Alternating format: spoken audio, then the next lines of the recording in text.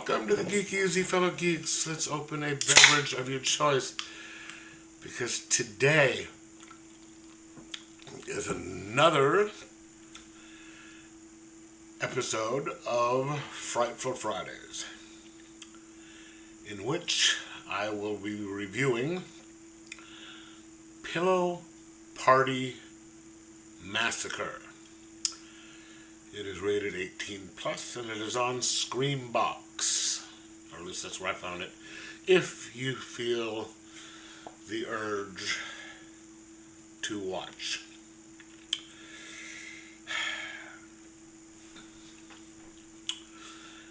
I don't know if I want to say a theory, but just, I think as a general rule, if something is mentioned in the title, it should be in the movie. Pillow Party Massacre. It doesn't get much more simple than that. One, what the hell is a pillow party? I'm assuming maybe pillow fights. There's one, and it is not. I mean, you could have just been without that, and it still wouldn't. That actually seemed like that didn't make any sense. Two, massacre. No, not really. There's a few killings at the end that really didn't. We'll get into that here in a second. But okay. So the gist of this movie is there is a group of girls. They're friends. They're at some sort of party at the prom, or the prom, and it's like the last one of the year and all this other stuff, and they're all and one of them is with this guy, and the guy is trying to get her to go in and engage in extracurricular activities. Or, they couldn't go to the house and do it. So they're thinking, okay, we're going to do it at school. And he says, let's go into the locker room or whatever. And so they go in there. And the guy says, hey, I need, protection. He takes off. Squeeze me. And she starts to take off her clothes, and she's in the bathroom stall, classy. And they come back, and she opens the door, and they take pictures of her. And like, it's a joke, because, they had pulled a prank, because she had pulled some pranks on her. And then she runs off, comes back, and then shoots the guy in the head. Because, reasons. If this is supposed to be like a prank, whatever. Skip forward 2 years.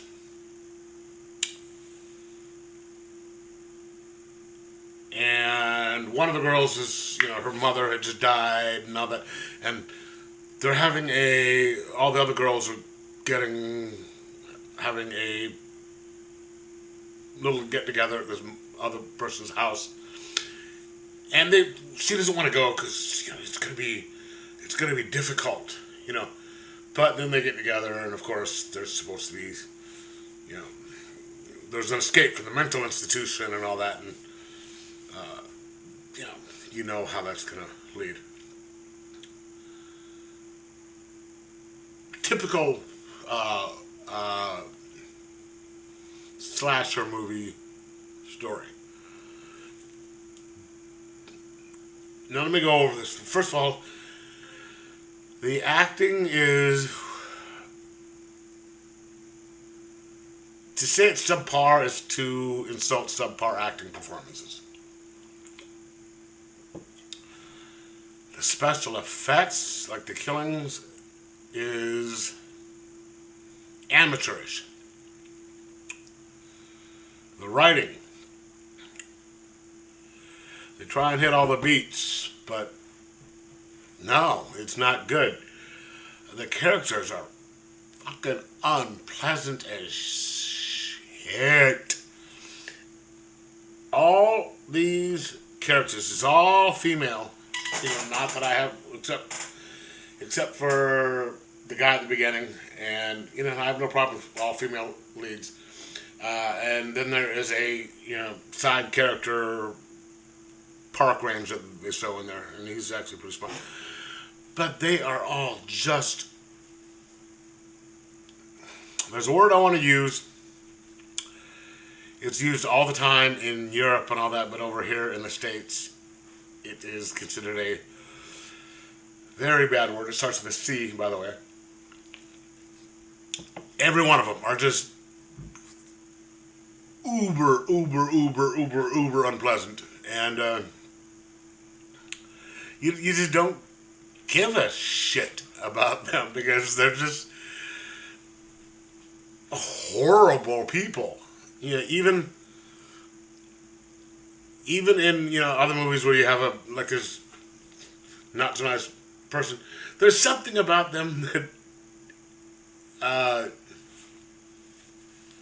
you're supposed you like, or you want them to die. But these are the central characters, so you're gonna have to want to try and root for these people, and you didn't, or at least I didn't. I can't say you, but I didn't, because they're just and.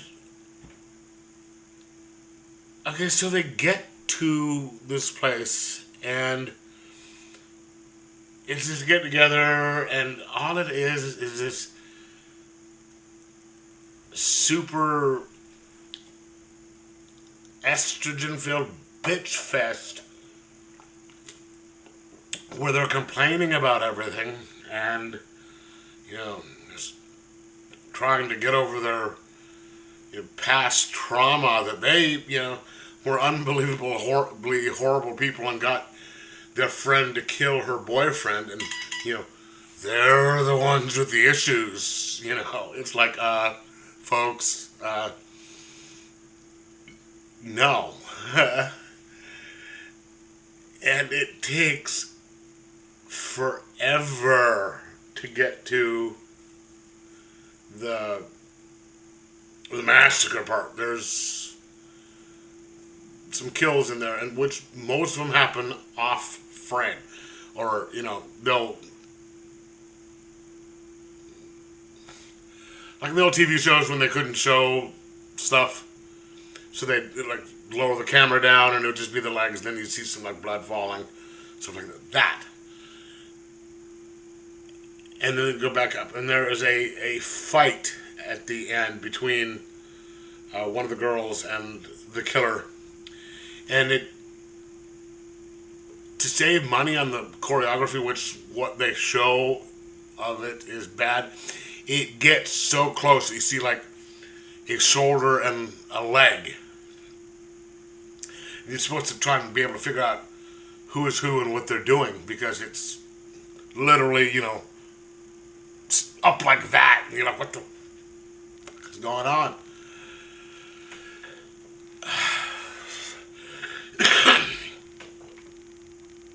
And I'm sitting there wondering, why am I watching this? I know why I was watching it. I mean, if I hadn't been wanting to do this for the review, I wouldn't have finished. I mean, it wasn't even worth watching for the morbid curiosity to see how it ended, because the ending was derivative. I mean, you've seen this pretty much exact ending and the motivation, which was done better in the movie that I'm talking about. Acted better. The reason made sense in that movie, and it's just. And there's a couple of scenes in there that sets up something that it doesn't make sense to have that in the movie. There's no connection between that scene and the rest of the movie. It was just added because you had to have a scene like that in the movie. You got to meet the stranger who, usually it's the old stranger who warns them about something, but this is some homeless guy that they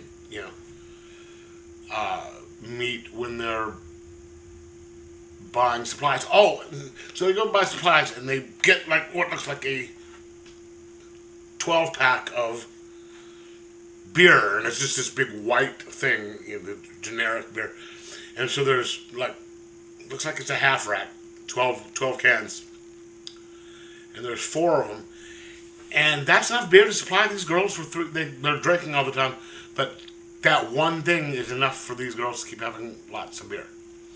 It's like, okay, what is that, a magical box of beer? And one of the girls' ex-boyfriend shows up to talk and brings a co-worker with him, and these women are just, I guess there seems to be there could be a reason why they're unpleasant to the ex-boyfriend, but the friend who was with him, who was there under the assumption that he was invited and that there wasn't anything wrong, they were horrible to this guy, and you're just like, that's the only thing that made sense was this guy's reaction, going, "Oh, the fuck did I do?" I mean, there's just no reason to lash out at this guy, and they're just being horrible people, and you're like, good, I'm glad they're dying. So this thing just commits, in my opinion, aside from the horrible acting, the horrible writing, the not so great special effects, the not so great shooting, it commits the ultimate sin. They break the promises, the unstated ideals of movies like this. Okay, first of all, there's the title. They promise something in the title and they don't really carry through with. 1. 2, there are 2 implicit promises made with like slasher movies, and it's not like the ones that they talk about in Scream, where don't go off alone, don't say I'll be back, that. No, in slasher movies, you have to have boobies and lots of kills, and usually original ones. Okay, so if even if say they are on a limited budget, so they maybe can't show it or something or whatever,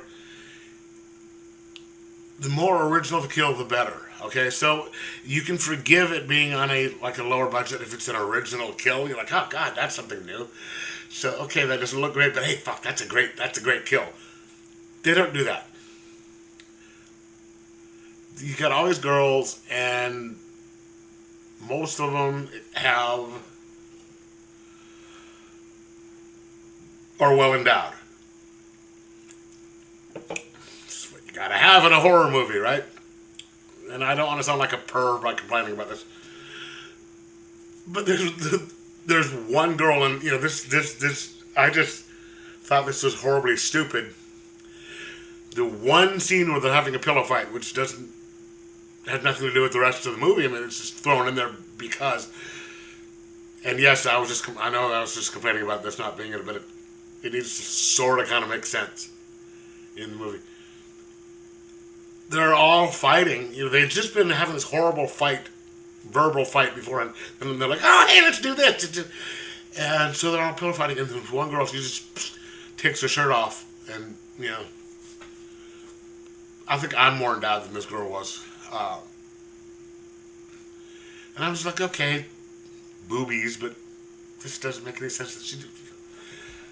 Okay, I know this is you guys are gonna go, well, he was just complaining about not boobies, but then he's complaining about them showing boobies. Yes, I understand, but it's like that. This movie was just, if you watch it, you'll understand what I'm talking about. It just doesn't make any sense, and it's just it wasn't. Yeah. Anyway, so basically, this is a very long-winded way of saying this movie sucked. I'm going to give it a 1 out of 5. and I will not recommend it just because I can't.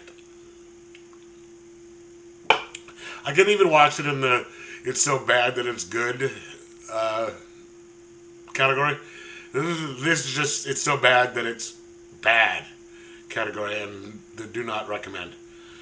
So, if you happen to be perusing through your horror movie selection and you see Pillow Party Massacre, skip it. You'll be glad that you did. Alright, let me know if you've seen it, what you thought of it.